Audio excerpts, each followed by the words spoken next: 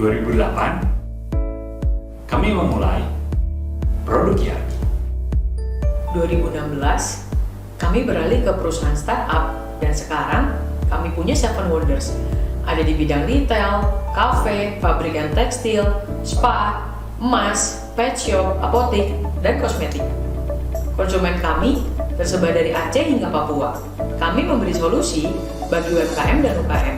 Dan juga kami memberikan pelatihan dan pendampingan. Visi kami menjadi standar software terbaik bagi para pengusaha Indonesia. Dari dulu, saya memiliki kecintaan di dunia IT. Dari awal, sistem install satu persatu produk secara manual. Sekarang, user bisa konsultasi secara online dan mendapatkan demo gratis juga secara online. Bahkan, hanya dengan 2 detik saja pembayaran diterima, program sudah bisa instan siap dipakai.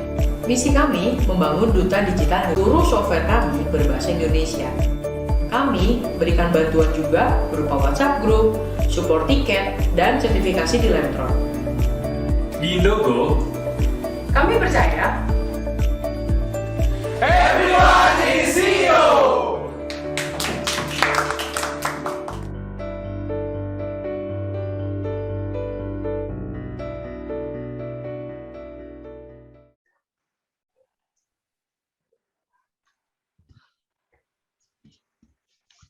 Oke, baik teman-teman semuanya, kembali lagi sama saya Wisnu di acaranya Ngebis, ngobrol enak soal bisnis. Nah, kalau berbicara tentang bisnis, saya yakin teman-teman semuanya tahu LenMarc itu bergerak di dalam bidang back office software yang tentunya ready to use untuk teman-teman semuanya. Sama seperti mie instan yang hanya dalam 2 menit, it's already used and ready to use for your business. Jadi hanya dalam 2 menit, tunggu 2 menit. Mulai dari kelas POS sampai dengan kelas ERP, emas, tekstil, retail, lalu pet shop, lalu kecantikan, apotek, dan lain sebagainya, teman-teman, kami semua punya softwarenya. Nah, kalau teman-teman penasaran ingin tahu lebih lanjut, dapatkan konsultasi gratis selama 1 jam, 60 menit, Itu dapat konsultasi gratis, silakan hubungi lenmarc.com, lnmarc.com, atau di telepon 089626005000. Hari ini kita kedatangan tamu yang sangat spesial sekali dari Zambia. Namanya Mr. Tommie Njobvu. I will read about his CV first. Tommie Mambo Njobvu. With God, everything is possible for one who believes. He is the lecturer and researcher at University of Zambia at Lusaka, Zambia. So he's born on Christmas time. Wow, that's awesome. At Kavue, Zambia, and he's married to Anne with 3 children. He is the BSc with Education at University of Zambia, and MBA International and Edith Cowan University Australia 2008 until 2009. PhD on Educational Economic and Management at NENU, Northeast Normal University in China.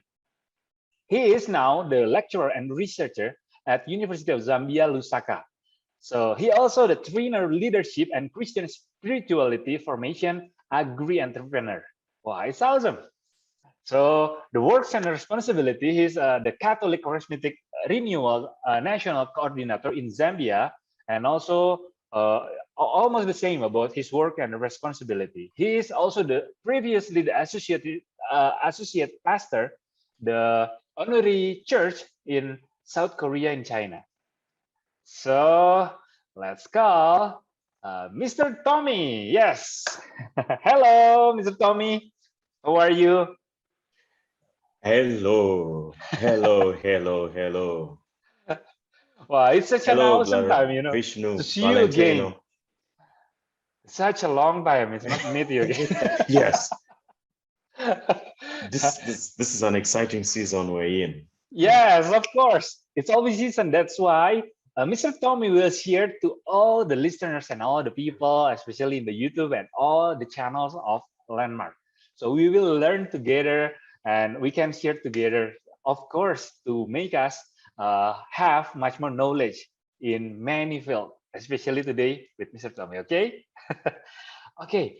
Actually, maybe you can introduce yourself first, because some people maybe don't know about you. For example, who is actually Tommie Mambo Njobvu, Mr. Tommie and Mambo Njobvu, who is that, and how come you become right now in your place, something like that.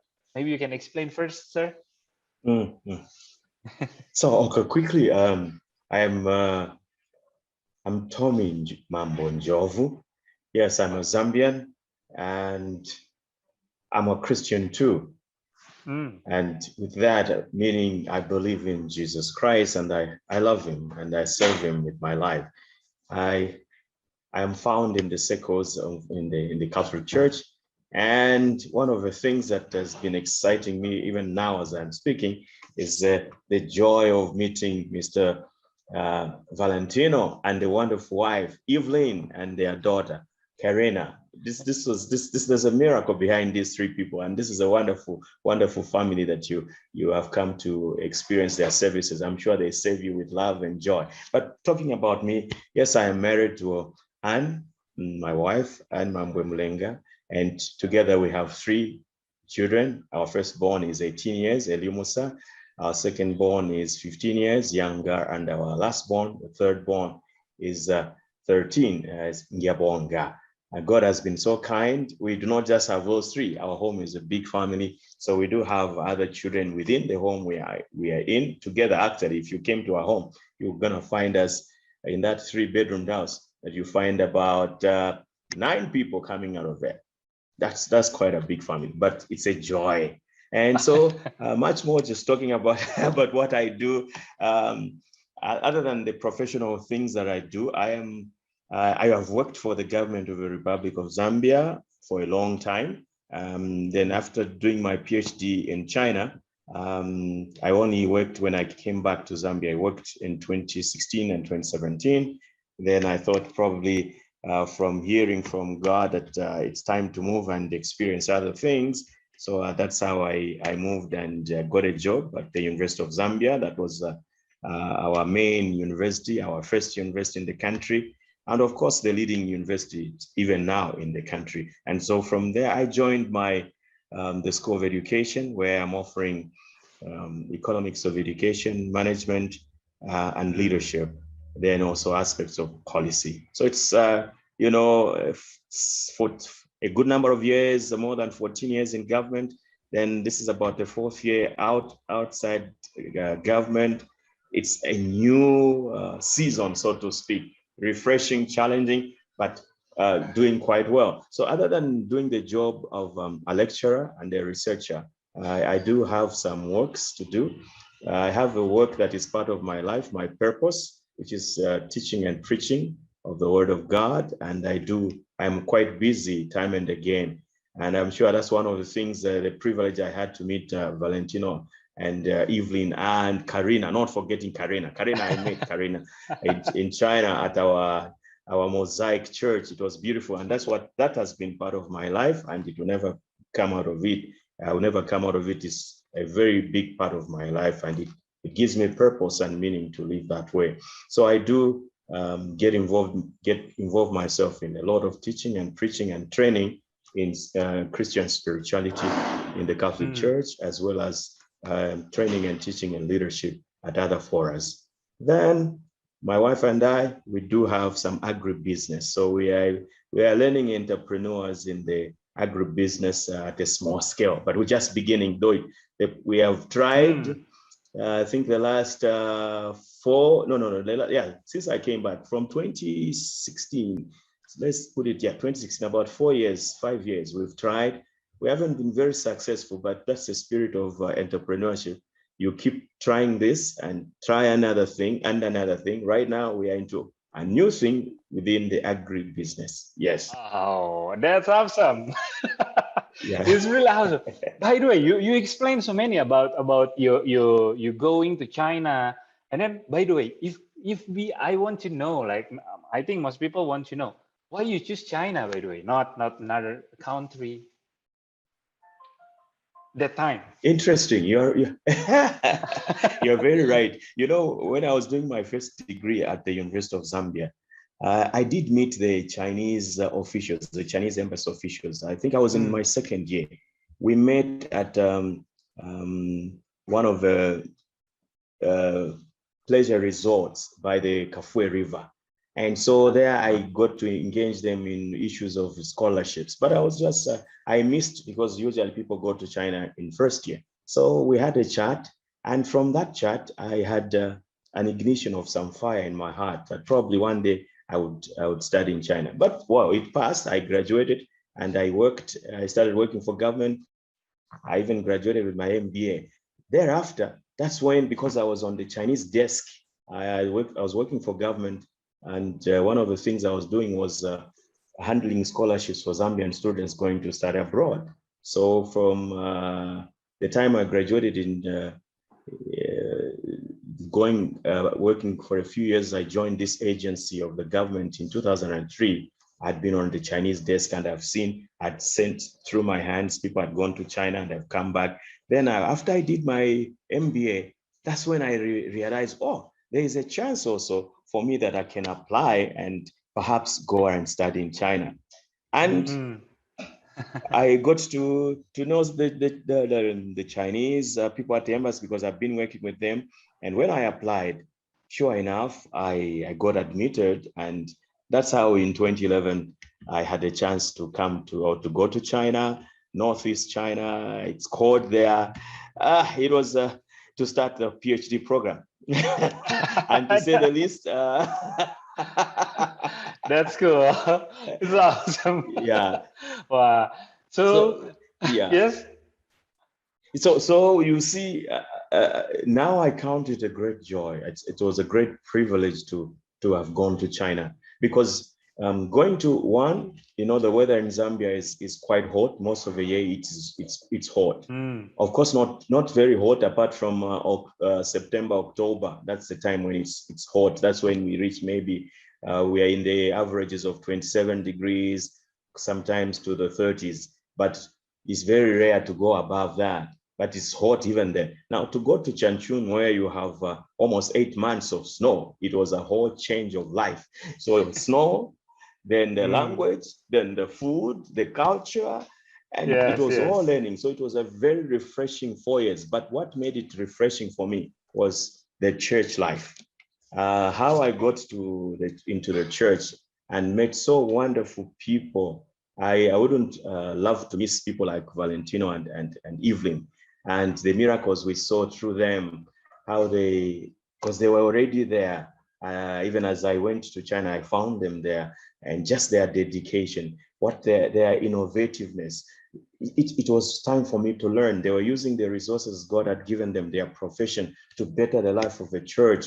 And even when we moved as deacons, and even when I became an associate professor, a pastor, it was a very, very helpful time. It was a time of renewal for me in my mind, in the facing of a new culture, environment, the people, and the church itself, because I am Catholic, or in the ordinary sense, but there I became a friend and a brother to everybody, because it was an interdenominational church. So there was no boundary of I am this, I am that. We were just Christians, believers in Jesus Christ.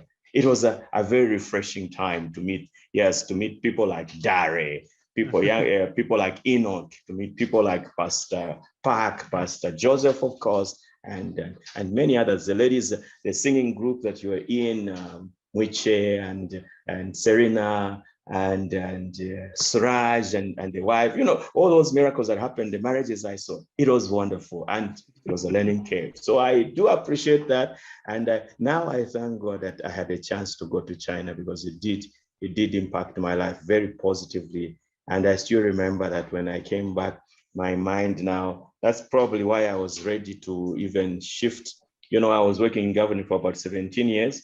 Now to just shift and start a new life altogether when you had your retirement prospects, because 17, in fact, the time I was leaving, I was almost there for 20 years. So I was asking myself, wow, what happens to my retirement? Because it was not due, but I'd already saved 20 years and had to move. One of the things what I learned from China and the interactions I had, especially to the church, I think I should make it clear here. You see, Brother Valentino, yes, when I came to China, the first paper I received was not about my PhD. The first paper I received was the appointment as deacon. The next paper I received was the appointment as associate pastor. So you see that God came first for me. And that, I was wondering, why am I getting this when I came here to do a PhD? And the PhD came, and it was a wonderful one, because even that was lifting and raising me up. So thank you for that important and beautiful question. Yeah. Okay, wow, it's really awesome. By the way, friends, if you listen, let me quote a little bit from what Mr. Tommy says about this. Is when he's first come to China, he say about the change of life. I think it's same like Indonesia. In Indonesia, also hot all the day long. It's only now in September until December, maybe it's rainy. Now it starts to rain.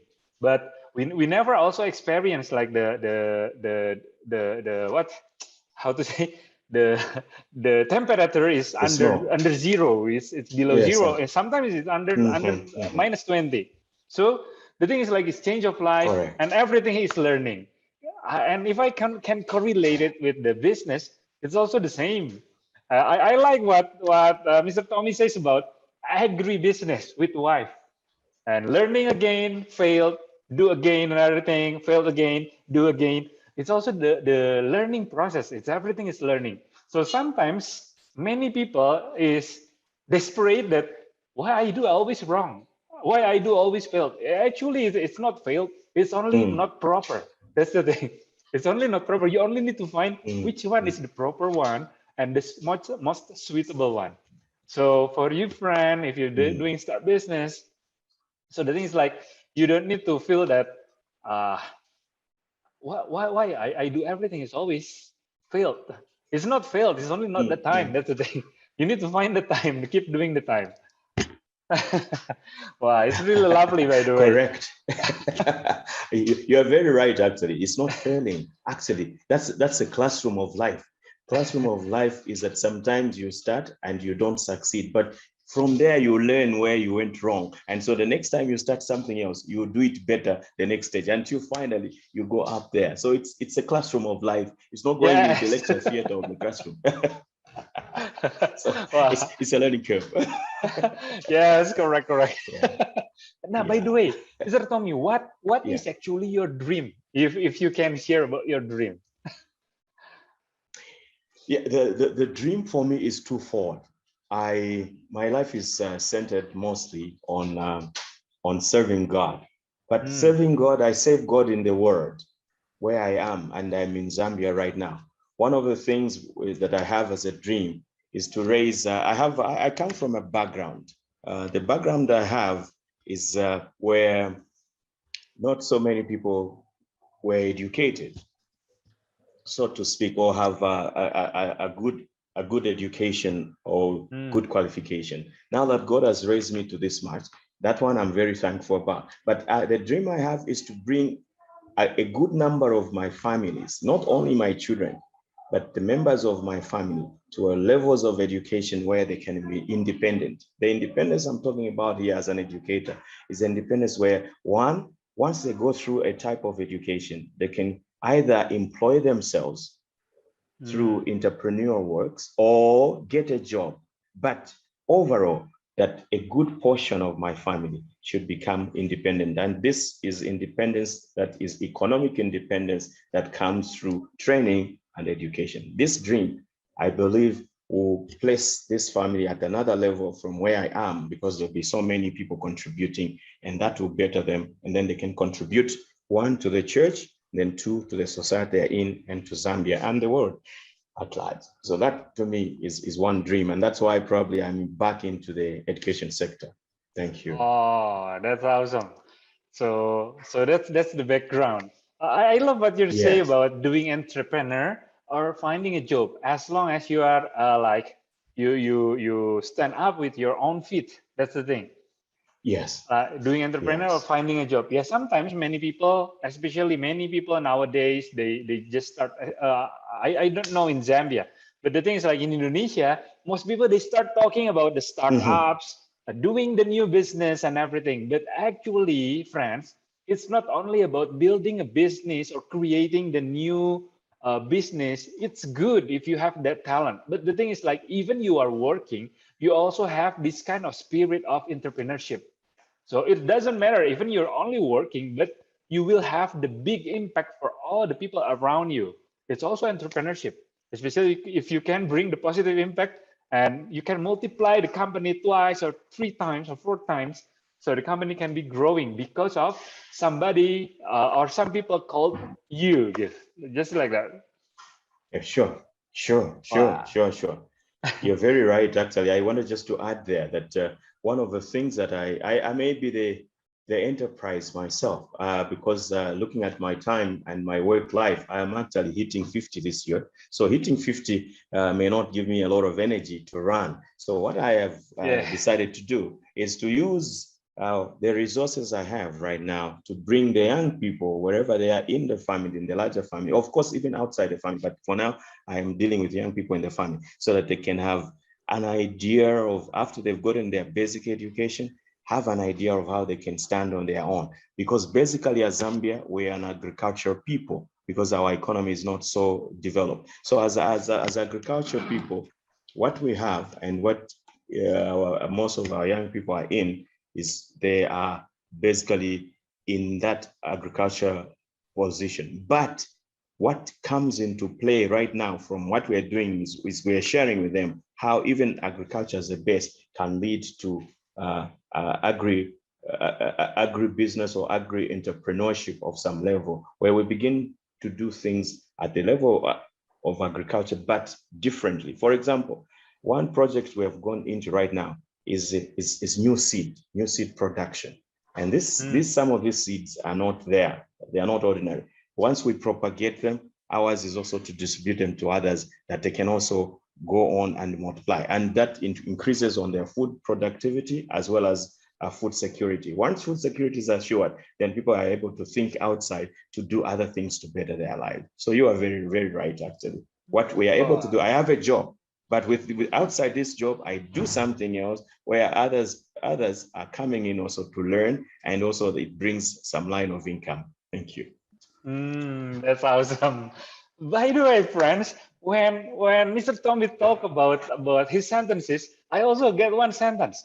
He is now 50 years and he don't have energy to run. That's the point I really love. But thanks God that even he's 50, he doesn't look 50, by the way. He looks younger. He looks younger, by the way. But what I want to emphasize here is like the thing is like when we still have the time, it's good if we run. Yeah. The thing is like when you still have power, just use your power as much as you can, because when you lose your power, even you want to do it, you cannot. That's the main that's the main problem. So for you friends, if you feel like okay, I just give up. No, not give up, but keep doing, because you still have much more energy. Especially if you only just 20 or 30, it's still far. Your journey is still far. It's still many years to go. So the thing is like, keep doing, but of course, doing what is right, not doing what is you don't know, but doing what you know and what is right. That's the most important thing. Wow, it's really love, and it's really enlightened. Wow. Okay, Mr. Tommy, how about the I have the another question. Actually, what makes you happy? What do you feel makes you happy? One of the things, one of the joyous moments is to have a happy family. When my family is happy, it's actually the happiest moment of my life. And when I talk about the family being happy, I'm talking about meeting the needs of a family and having recreative times as a family where you can gather as a family, brainstorm, talk about your future as a family, even for the younger people. And then they see themselves beginning to dream. When my daughters, the two daughters and our son, and the other nieces and nephews I have in the home begin to talk to me about their dreams, as probably they see, that gives me joy. The joy I have, the happiness I have is the hope that things are changing, things are getting better. Like we say in one of the songs, things are getting better, and surely things are getting better. Once things are getting better at the level of children are going to school, children are getting successful, other people in the neighborhood are successful, or in the family are successful, that is a joy I share into. It's ordinary for me, but that gives me joy, and it makes me happy to move on and to work. So when I see my wife Anna making progress with what she desires to do, and we are happy, we are grateful, we're thankful that our children are going to school, our neighbors are also happy, and the people, especially even the ordinary people. And outside that, the other thing that makes me happy is when I see that people out there are encountering less sufferings. If I could help one person and that person is able to be happier, that makes me happy. If I could help one person, whether it is especially outside my family, just one person, and they're happy, it makes me happy. Okay, wow, it's awesome. By the way, friends, if you feel that maybe my question, why am I asking to my guest about what makes you happy? The thing is, like, maybe you also can ask to ourselves, what actually makes me happy? Because the thing is, like, these happy things, it's only the key. It's the key who will give you much more power whenever you're getting down. Because when you're getting down, you should remember that what makes you happy. Did the thing that makes you happy are really happy or not? For example, for Mr. Tommy, is about the family. Did the family happy? So if it's still not happy, or it's not happened, or it's already happy, you need to keep improving. Keep improving. So you will get the spirit. Every day you wake up in the morning, you will see the face. Wow, that kind of face is really unpayable. And it's really awesome. Yeah. So in fact, the family is one, Mr. Valentino. Yes. Family is one, very important. But I must confess to you that the faith I have in God is actually the supreme part that makes me happy, because there's this joy that I have when I come from prayer, when I come from meeting fellow believers, or coming from missions or works or outreaches. But there's also the part, I don't do the job just for the sake of doing it.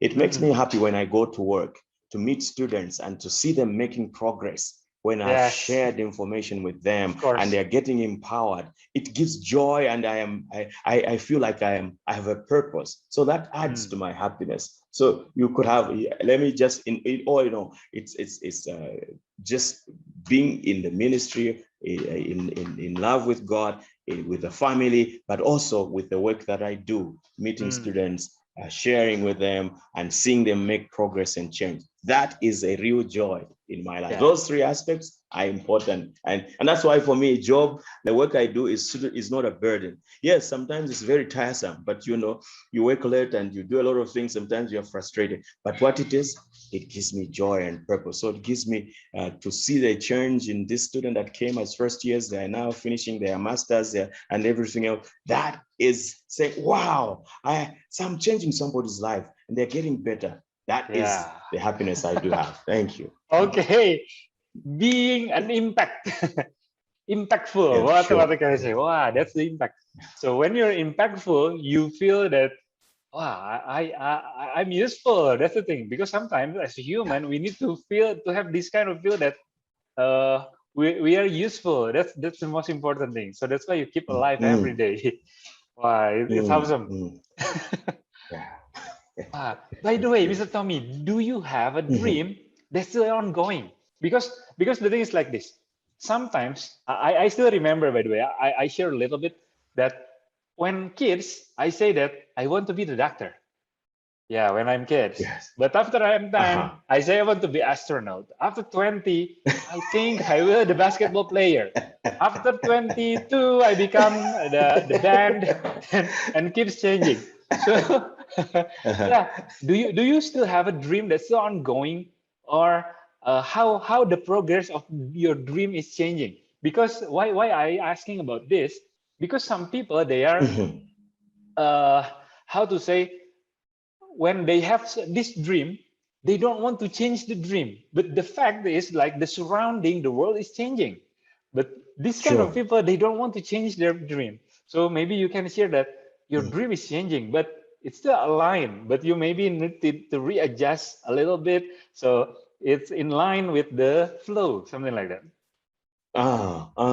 You're very right, actually. The dreams should be ongoing. Talking about 50, all things being equal, as we say in economics, I still have maybe 20, 25 years, and I cannot resign my arms in the air and say it's ended. No, what I'm saying is, as an educationist, yes, there's still some work.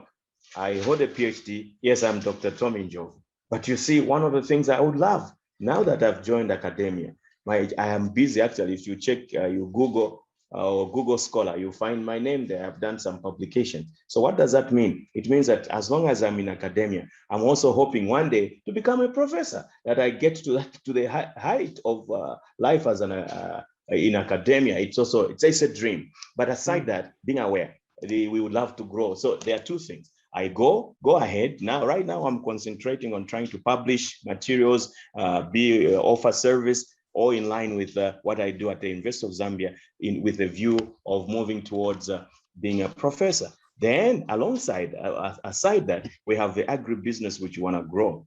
We are actually very serious about that with my wife. We had gone into some chicken rearing. We've done incubation services, but we are moving now to go into another way, which we think will be more helpful, not only to us, but to the larger community in Zambia. So yes, there is a change now.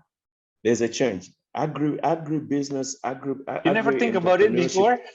No, it was never part of us, but but it has come now because we have seen the necessity, we have seen the changes in the environment, and we're talking about better seed that will help our people, the small scale farmers, that with that seed they can be more productive and their lives will change. So all we are there for, when their lives change, we are happier, but it's all what makes us happy. It's not necessarily, so being a professor, I'm sure will add to my happiness, thank God, but helping other people much more even through that way. So there is a change. Yes, maybe we're adding on a few more dreams. Wow, that's awesome. That's absolutely correct. Wow. Cool, cool. Okay, now, Dr. Tommy, if you can back, Yes. I always asking about this question actually to all my guests. If you can get back to last 10 years or 20 years, what you will say to Tommy Njobvu last 20 years to him? What you will say to him? Well, one of the things I'm going to tell Tommy of the last 20 years is exactly what I'm telling my son. I've told my children 3 things. One thing, know how to make money. So, and this money, don't think you are supposed to make it only through a formal job by training. No, know how to make money and make good money. When you make that money, then know how to use it for the kingdom of God and how to use it for yourself and how to use it for the community. And that way, I am simply saying, have as many ways of making money that you can use to better the kingdom of God and to better your life and to better the life of your neighbor. That's exactly what I'm going to tell Tommy. And that means now, yes, as you go to school, do as many things as you can, train in as many things as you can. 2 or 3 of those will help you to generate income lines. Sure. Wow, awesome. First, now to how to make good money, how to make money and learn about it. Second, now how to use it. Use it, of course, the proper way. Like Dr. Tommy says about how to use it in the house of God and how to helping people and do as many things as you can. Because one more time, when you're getting older, you cannot do many things. Not because you don't want. Maybe you want. But the thing is like the energy you don't have this the spirit is just like that. No. So it's really good point, by the way. I believe that your kid is really happy, I think, to hear this message from the father. Wow. Sure. Yeah. It's awesome. And then Dr. Tommy, if I can ask, actually, what is your hobby? Wow. One of the things that we grew up doing, which I rarely do now, is playing soccer. My father up to now is about 74. He only had an accident. He broke his pelvis, but even now he still has a team, a local team of where he is in the village of the farmers there. He has a team, and so we grew up under him. So we are footballers of some kind, of some sort, and we watch soccer a lot. Actually, we play soccer a lot. Though for me it's rare now. But one of the things that I've been doing is just a bit of just gymming, of course. Just doing a bit of running here and there, which I haven't done. I've been a bit lazy the last 3 years, and my body weight has increased. So now I'm seeing the telltale signs, the danger sign. So I got to go back and start doing a bit of lifting of dumbbells and a bit of running, jogging, just to keep fit, and then watch soccer. Those are the major parts of us. We can't call our agribusiness a hobby. It's a serious aspect for us. It's a line of life for income generation, but maybe for our bodies, it's also good we get involved into that. So by and large, those are the hobbies we sometimes we do, though it's been a while, we do play Scrabble. So Scrabble is an aspect that we get involved in. We do a little bit of local tourism. We know, in Zambia tourism. We have yes, in Zambia we have the Victoria Falls in Livingstone, and one of the 7 wonders of the world. You find it in Zambia and part of Zimbabwe. So that's just one. But when we go around our country, a few other things. So sightseeing, like the natural God-given places, wonders of animals and the other things. That's one of the things that we do. Yeah, thank you. Wow, that's awesome. Soccer and sports. Yeah, that's the message for the youngsters. Don't forget, don't only sit down on your computer, on your laptop, and then you forget to doing sports, because it's really important. Yes, very, very important. Yes. So, Dr. Tommy, this is the question I asking is about the lowest point. Why I asking about this about the lowest point? Because the thing is like there are many people, many youngsters when they start business in the young age, and then because sometimes when you're doing business, you cannot like one line with another people with the same thinking or the same mind with other people, Mind. because yeah, because sometimes the businessmen they have like the different kind of thinking than other people. That's why he become the businessman. So because of True. this, True. many people that getting the lowest point, because the thing is like many people see what I already told you, it will not work. You're just wasting of time doing that kind of things, and then he become down, and that's the lowest point. So have you ever experienced like some things about your lowest point? I don't know, it's in a career or in lifetime. Did you ever experience it, and how did you get up from that lowest point and rise again? Thank you. Thank you. Thank you Yes. very much. The lowest points are there, but let me pick one. One of the lowest points, you know, as soon as I came back from doing the PhD in China, I went back to my old place. They welcomed me very well, and I was happy. But then I realized that they were still doing the same things, the same way that I left, and that was 4 years earlier. Then to fit in became a challenge for me, because I had gotten to do things slightly differently, and there I began to have difficulties or challenges relating with my immediate boss. Now, when you can't relate very well with your immediate boss, that is something else, and it's not something that happens for a day, and you are there 6 months, and that's the situation. You begin to become you are told, one, you are not progressing, you don't get a promotion.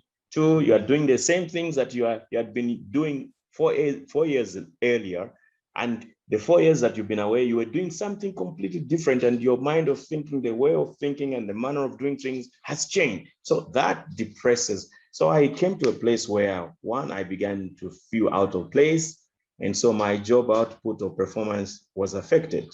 And then I began to feel like suppressed. So my attitude probably to my fellow workers also changed. So one, the job input, the performance was affected. Two, my personal relations with the workmates and my bosses also changed. And then once that happens, because I spend about eight hours at home, that began to affect my family too. Then my wife voiced that one out. She saw things were not well. And that's the time now we began to see some things that were affecting my family, affecting my wife. And as I've said earlier, once my family is not happy, then you see what happens. Because once my family is happy, then I'm also happy. But then I realized my family was not happy. Now, what happens? Well, that's the time we began to think outside now. And one way was the offer that came. My friends at the university encouraged me, well, there's an opening here. And we thought of it, but how do we leave behind 20 years of input into government when we are looking forward to a retirement benefit package? But then we realized happiness was our happiness, our joy, my joy and my productivity was much more. And that's how we looked for this alternative, and the opening was there. That's how quickly we took that way. And by the way, just as around that time, there was something that happened. There was an excitement, you know, there was an excitement. Government was had given me an appointment to go back to China and work at the embassy. But then whatever happened, within 2 weeks, it was revoked. Now you see the troubles. You revoke you were excited, you are made to be excited. Then they revoke the appointment. That crushes you down. But the point was, the alternative worked, because we had decided, no, our happiness is important. So when we sought that invitation and the opening that was at the university, taking the alternative became something that gave me joy. And up to now, I want to share with you that I'm happy, because now I don't have a pressure of thinking of doing the same things that I was doing over and over, and that I'm doing something different. So changing, if it were possible, changing the workplace, or changing the station or changing the work helps for me to rise. But I had the support of my wife too. So we discussed that and she gave me the support. And children too were able to, when we explained to them, that was, but for me too, there's the inner person, and that is through prayer. That was, so I have 3 ways, and those are the things that I experienced. Yeah. Wow, that's awesome. Yeah. So, wow, I got a lot of lessons from here, by the way. After back from PhD, yeah, Dr. Tommy feels that being different, because sometimes there are many people being this different. Not actually, if you feel that people say, why you're different after you're not meeting this the people. For example, you're going abroad and then you're going back. Hey, you're so different. Actually, you're not different. So don't judge yourself. Even the other people saying to you that you're different. Actually, you're not different, but you are progressing. That's the most important thing. Yeah. And other people is not progressing maybe. So don't kill your your ability and your your talent and your everything, and you become the normal people. Stop being that, because being normal people is sometimes it's bored. That's the thing. And I believe Dr. Tommy also feel it, like I already experienced many things, the good things, you see the great things, and then you're doing like the same thing again. Yeah, maybe it's also like stressing. Yeah, true. Yes, true. Wow, it's really great. Okay. So the support system was there. Yes, correct. The support system was there to help. So I took an alternative way out. If like I saw an alternative way out, so that I could continue at the level I had progressed to. I had knowledge to share. Then that opening came. I took a risk, actually. You see, I left 20 years of... Because many people, like, they want to change, but don't want to take a risk. How come? That's the thing. True. True. So, friends, please notice this. You should take the risk. And you should know. But what I love from Dr. Tommy is, like, he's talking with his wife, which is like, the friction. It's also, you will decline the friction between, especially if you're already getting married. That's the thing. Because if you only take the decision only on your side, and other people is unhappy, so it will not work. You will not happy. That's the thing. Wow, it's really great. Okay.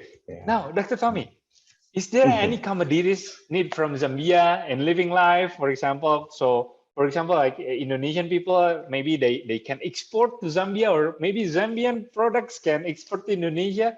Maybe you have that kind of knowledge. Yeah. Yes, I've worked in government. I think the most important part right now that Indonesia can bring to Zambia is the IT. The IT, I'm talking about your systems. I'm talking about your systems. I'm talking about the things that I've seen you and Evelyn do. The design, of programs. I don't know the IT language, but the software of designing programs and things. Because a lot of government has just gone e-commerce, a government e-platform, and if there is, which I know you have in Indonesia, the guys that are able to do that. Right now, I'm using SmartDev as antivirus. It's an Indonesian software, isn't it?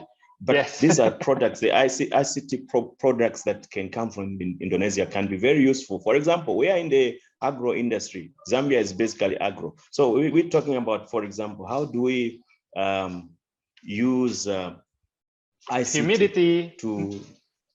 Yes, but how do we use ICT, for example, in our agro businesses? For example, I put up drip irrigation. How do I automate? How do I do all those things? Because I've watched some YouTube videos from Indonesia of people that are doing agribusiness in chicken rearing, eggs, and all that heating for brooding and everything else. So there are a lot of things. But I am basically, for me, I'm rooting for Indonesian ICT products that they can they can help the Zambian, because I mean, you're advanced there, but we are almost at the same basic level, but you're advanced in ICT, so that could be easily be adopted. Yeah. Okay, guys, you listen next time this to Dr. Tommy. Yes, even in the education sector, even in the education sector. In the education sector, I would actually, if there was a way, I would want to know how your education sector is doing under e-learning, because that's what we need. There are a lot of several private schools and colleges that may pick up your programs, and you can put up programs for them. Right now, we are using the Astria. In Zambia, most of the institutions are using Astria and the Moodle.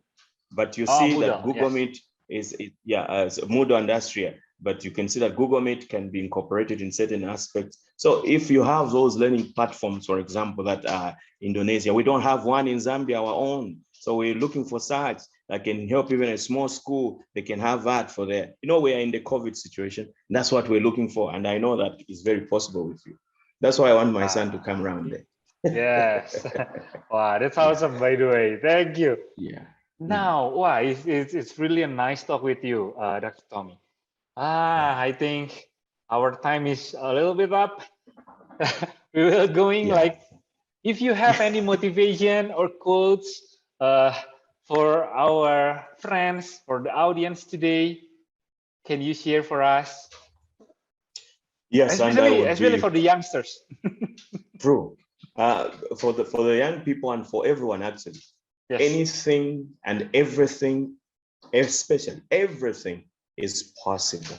Just believe in yourself and believe in what God can do with you. Anything is possible. I had no idea I can have a title, the one that I have. I never anticipated that, but I just continued on my path, working the way I had. That's how I am. But even then, I'm still hoping there's something positive, more positive that I'm gonna do. So everything is possible. That is there to help us. We have to believe. Yeah. We have to believe. Nothing we cannot do. Yeah. Wow, it's awesome. Okay, thank you so much, Dr. Tommy, for the time. It's really awesome time. It's short, but it's really awesome time. I'm thankful for that. It's my pleasure. It's my pleasure. And I'm so grateful that we can meet even online for this technology. Bring this technology, bring the school learning technologies to Zambia, Mr. Valentino and Evelyn and Karina and everyone in the team. Bye-bye. Wow. Thank you. Okay, let me close for a while. Thank you. Thank you, friends, for the time you're watching. Don't forget to keep watching for Ngebis every Thursday at 4 p.m. GMT +7, 4 p.m. in the afternoon. So don't forget and watch our YouTube, follow at LenMarc.com in our Instagram, and follow also our YouTube at LenPos. Okay, see you next week. Bye-bye. Bye.